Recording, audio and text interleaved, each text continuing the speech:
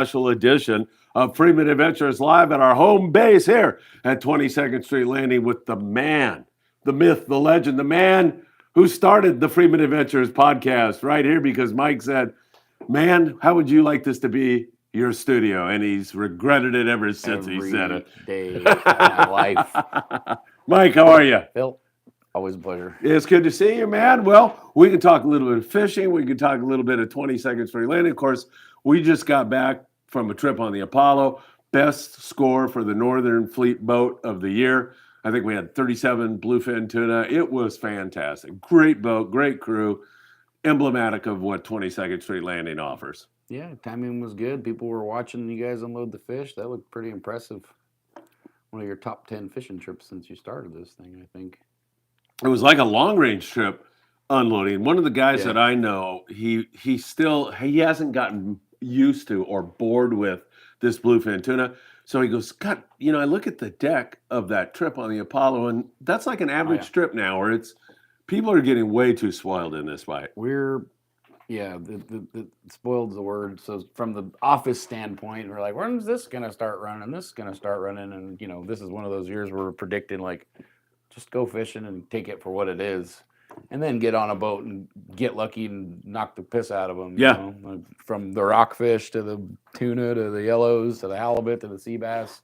And all of our trips up here are fun, especially a multi-day, because you're fishing on anchor in the morning, in the afternoon, and in the evening, you're fishing for tuna. So you can take advantage of the fishing right now. We're very fortunate still. I'm surprised this is still going. Yeah, I know. Do you think at some point in time this ends, the bluefin bite? It's not, I don't know if it's going to go on and on and on. It's hard to tell. I don't want it to end, but I don't either. I want a catchable size grade fish to show up in the 3/4 day world.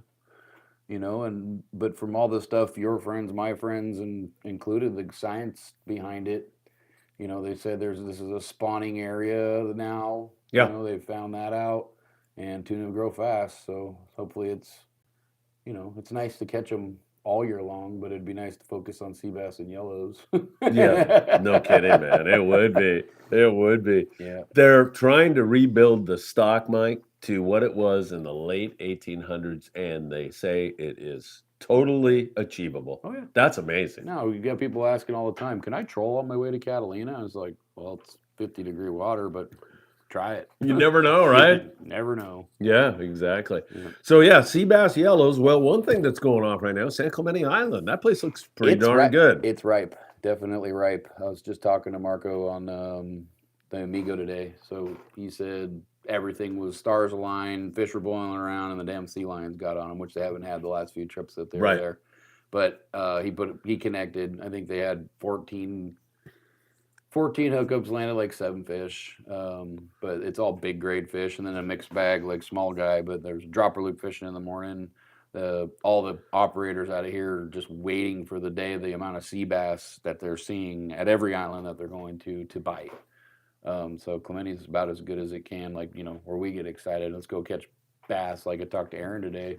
They went and fished the island, and the calico bass fishing was good. For Gus yesterday, they had sea bass, yellowtail, halibut, rockfish. On the pursuit? Yeah, and the water's not even warm yet.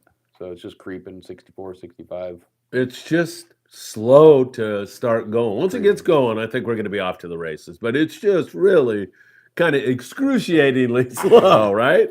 Yeah, and, we just haven't had the participation pretty much coastally wide. Even boats are catching bluefin, limits of bluefin and getting out only like 30% capacity. So, what do you attribute that to? The economy. Yeah, it's got to be, right? Yeah, 100% the economy.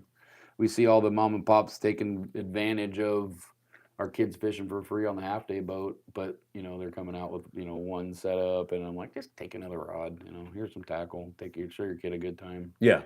So the kids' school's finally out. All the boats have enough reservations to run this week. Every boat's going to make it. The only one struggling right now because of the fish count, because of the wind, is they got the Amigo leaving Thursday night for Friday, and then Saturday for Sunday. Those are newer trips that we put up for them, but they'll sell out. Market does a pretty good job over there. But Catalina Island, primed and ready to go. They just got to find a pocket without sea lions in it.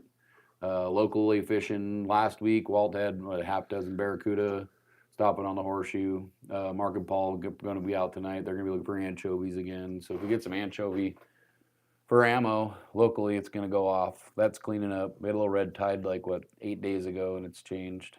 So, we're right there. Like, when's a good time to go fishing? This week? Next week?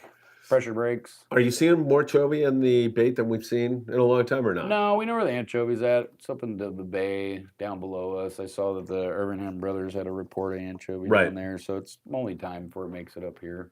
I mean, we're going to be sitting here like, why me? And then all of a sudden we're going to have everything we want and catching everything we want real quickly around here. Right.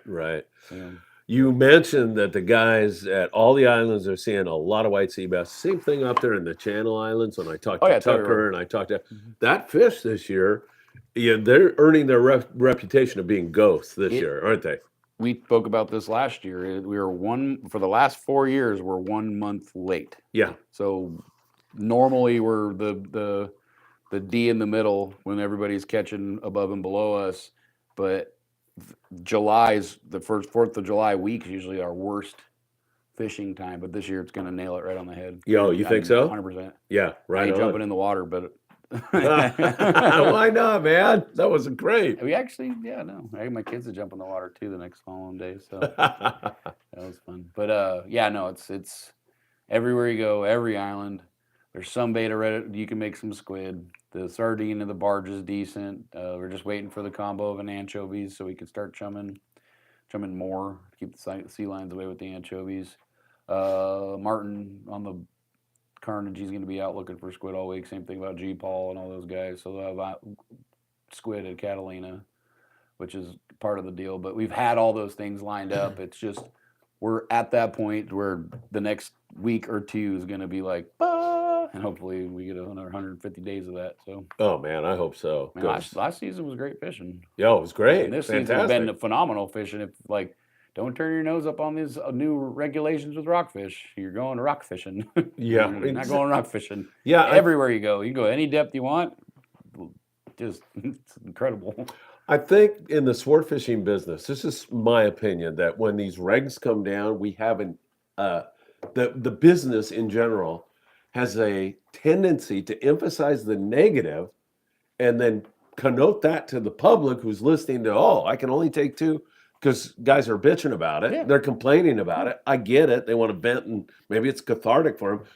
But like you said, man, this freaking deep water stuff, you're out catching these monsters that are so cool. Remind me of fishing Tanner and Cortez. I'd rather catch 1 Me too. compared to 5. Me too. We had a salmon grouper on the Apollo that was like the one we caught up there on the Island Fishing Tqckle, 13 pounds. It was, when I saw that, it was like, what, another one of these things? It was amazing to see that. I'm not ignoring you. I'm watching the podcast too. No problem. Make sure I look good. Look out there and there's no hope unless you want to get plastic surgery. Say hi to Jeff Yeomans from the 540 Slinger Club. Jeff Yeomans, what's up, my friend? Always good to us. He's chartered pretty much every boat here overnight. Yep, he was just out on the Apollo. And as soon as the Barracuda are going to start biting, he'll be on the half-day boat with him and the rest of the gang. Yeah, throwing the irons, slinging it. Jeff, it's always good to see you here. So, yeah, I mean, these deep water caught, and that lasts until, what's that time period where that shuts off? It's July into August, somewhere on somewhere in there, right? And it's shallower, and then we get it back again. So, and the white sea bass limit goes to 3 on June 15th. Yeah, what is the date? It's already there. Yeah, Sean's just left on a 2-day, so he's probably hopefully it bites. But I'd say we're still that 30 every month or year we've been going. We're 1 month behind on that, like the snap. Yeah, exactly. So you can look at all the report sites. You can tell. I'm telling you, it's like 2 to 3 to 4 weeks, and that it's been every year for the last 4 years. Really? Yeah, I'm not crazy. You look crazy. How come we're frozen up there? Well, who knows? Hopefully we're not frozen to the audience. Are we frozen? No, we're not. Look, we're moving around again. Thank God.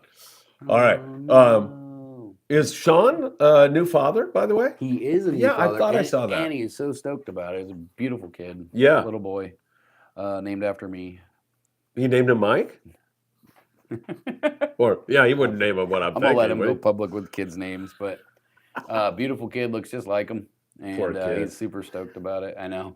I told him, I was like, it's always plastic surgery. Thankfully, it looks like more of your wife than you. But like my kids, thank God they took after my wife's genes. Otherwise, it looked like this wreck. But no, he's a beautiful baby, healthy. That's fantastic. Mom's doing well. Good.